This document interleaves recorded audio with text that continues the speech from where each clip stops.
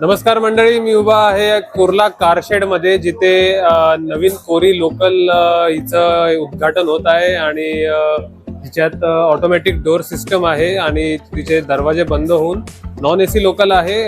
नुकतीच चेन्नईवरून आलेली आहे. ही नवीन कोरी लोकल मुंबईकरांच्या सेवेकरिता, त्यांच्या ट्रॅव्हल करिता ही ओपन होणार आहे.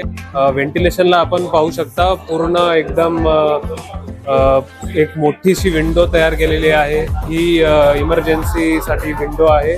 तर ह्यात हे ग्लास ब्रेक करून ही चेन पुल करायची आहे, जेणेकरून जर का इन केस काही इमर्जन्सी झाली, हे सेफ्टी नॉर्म्स सगळे पाळले गेले आहेत. आणि इथे आपण बघू शकता, जर का डोर्स चुकून माकून जर का काही टेक्निकल बाबींमुळे जर का डोर अडकले, तर इकडे एक हँडल दिलेला आहे. थोडेसे सीट्स छोटे केले आहेत आणि मधली जागा थोडी अशी रिकामी मोकळी ठेवलेली गेली आहे.